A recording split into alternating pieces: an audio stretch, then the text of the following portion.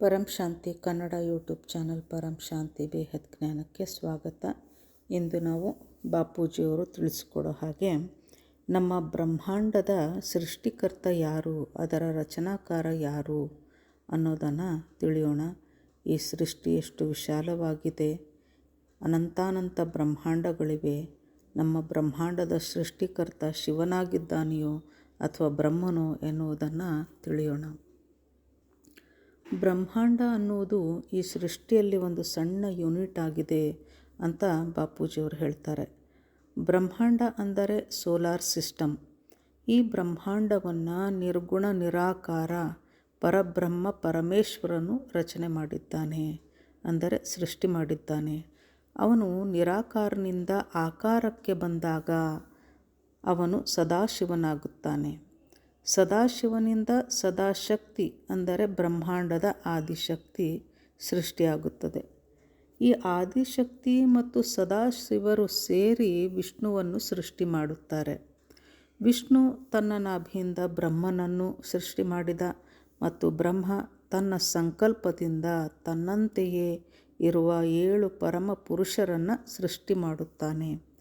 ಆ 7 ಪರಮ ಪುರುಷರು 7 ಲೋಕ ಅಂದರೆ ಭೂಮಿಯ ಮೇಲಿರುವ 7 ಲೋಕಗಳನ್ನು ಸೃಷ್ಟಿ ಮಾಡ್ತಾರೆ ಮತ್ತು ತಮ್ಮಂತೆ ಅನೇಕಾನೇಕ ಪರಮ ಪುರುಷರನ್ನು ರಚನೆ ಮಾಡಿದರು.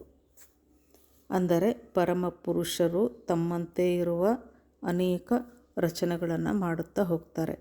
ಈ ಪರಮ ಪುರುಷರು ತಮ್ಮ ಪವರ್ ಕಡಿಮೆಯಾದಾಗ, ಅಂದರೆ ರಚನೆ ಮಾಡುತ್ತಾ ಪವರ್ ಕಡಿಮೆ ಆಗುತ್ತದೆ, ಆಗ ಅವರೇ ಮುಂದೆವರೆದು, ಅಂದರೆ ಪವರ್ ಕಡಿಮೆ ಆದಾಗ ಇವರೆಲ್ಲರೂ ದೇವತೆಗಳಾಗ್ಬಿಡ್ತಾರೆ.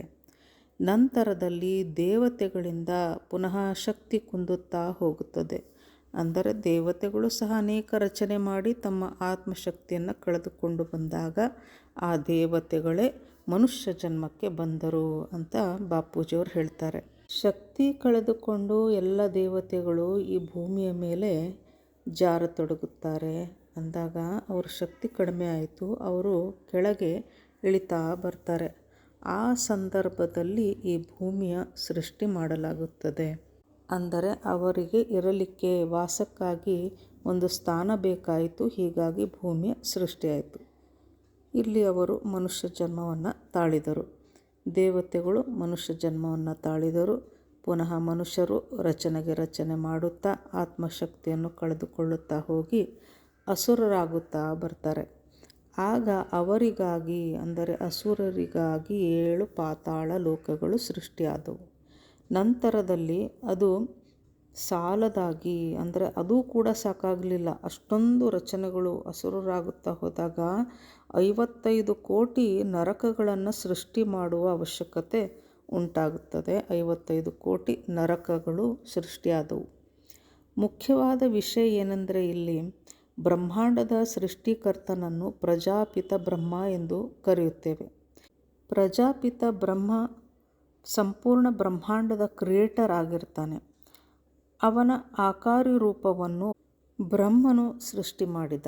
ಬ್ರಹ್ಮನು 7 ಪರಮ ಪುರುಷರನ್ನು ಸೃಷ್ಟಿ ಮಾಡಿದಾಗ ಅವರ ಶರೀರವು ಪರಮ ತತ್ವಗಳಿಂದ ರಚನೆಯಾಗಿತ್ತು. ಅಂದರೆ ಆ 7 ಜನ ಬ್ರಹ್ಮನ ತದ್ರೂಪರಾಗಿದ್ದರು. ಈ ಪರಮ ಪುರುಷರು ಶಕ್ತಿ ಕಳೆದುಕೊಳ್ಳುತ್ತಾ ಬಂದಾಗ ಪರಮತತ್ವದ ಅವರ ಶರೀರ 3 ತತ್ವಕ್ಕೆ ಬಂದಿತು. ಅಂದರೆ ಪರಮತತ್ವ ಡೌನ್ ಆಗಿ ಅವರೇ ಶಕ್ತಿಯನ್ನು ಕಳೆದುಕೊಂಡು ದೇವತೆಗಳಾದರು.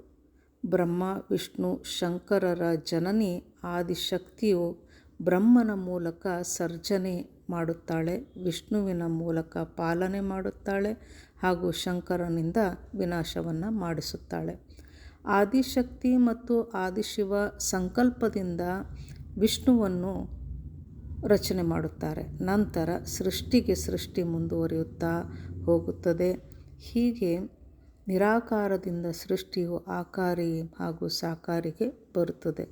ಇದರಂತೆ ಮಹಾಬ್ರಹ್ಮಾಂಡ ಅಂದರೆ ಗ್ಯಾಲಕ್ಸಿಯ ಮಾಲೀಕ ಮಹಾಶಿವನು ಒಂದು ಸಂಕಲ್ಪ ಮಾಡುತ್ತಿದ್ದಂತೆ ಅನಂತಾನಂತ ಸೃಷ್ಟಿಯಾಗುತ್ತದೆ. ಅಂದರೆ ಅನಂತಾನಂತ ಶಿವರ ರಚನೆ ಆಗುತ್ತದೆ. ಬ್ರಹ್ಮಾಂಡದ ಆತ್ಮರ ಪಿತ ಪರಮಾತ್ಮನಾಗಿದ್ದಾನೆ.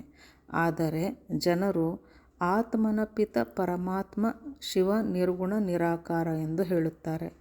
ಆದರೆ ಅವನು ಬ್ರಹ್ಮನ ರಚನಾಕಾರ, ವಿಷ್ಣುವಿನ ರಚನಾಕಾರನೂ ಆಗಿದ್ದಾನೆ. ಸದಾಶಿವ ಮತ್ತು ಶಕ್ತಿ ಇವರಿಂದಲೂ ಮೇಲಿರುವಂತಹ ನಿರ್ಗುಣ ನಿರಾಕಾರನಿದ್ದಾನೆ. ಇದೆಲ್ಲವೂ ಬಹಳ ನಿಗೂಢ ರಹಸ್ಯವಾಗಿದೆ. ಎಲ್ಲ ರಹಸ್ಯ ತಿಳಿದುಕೊಳ್ಳಬೇಕು ಅಂದರೆ ಬಾಪೂಜಿ ದಶರಥ್ ಭಾಯ್ ಪಟೇಲ್ ಇವರ ಚಾನಲ್ಗೆ ಬರಬೇಕಾಗುತ್ತದೆ. ಬೇಹದ್ ಜ್ಞಾನವನ್ನು ತಿಳಿದುಕೊಂಡಾಗ ನಿಮಗೆ ಈ ಸೃಷ್ಟಿಯ ರಹಸ್ಯ ಅದೆಷ್ಟು ನಿಗೂಢವಾಗಿದೆ, ರಹಸ್ಯದಿಂದ ಕೂಡಿದೆ ಅನ್ನೋದು ಅರ್ಥವಾಗುತ್ತದೆ. ಪರಂ ಶಾಂತಿ. ಪರಮ ಶಾಂತಿ ಸೋಚೋ ಬೋಲೋ ಪರಂ ಶಾಂತಿ. Join us daily for our morning live meditation, Monday to Saturday, 5:30 to 6:30 a.m. Join us daily for live meditation, 10 p.m. to 11 p.m. on YouTube Live. Subscribe now. Website www.paramshanti.org. Email us anand@paramshanti.org. Like, share, subscribe. Join today. बेहद की परम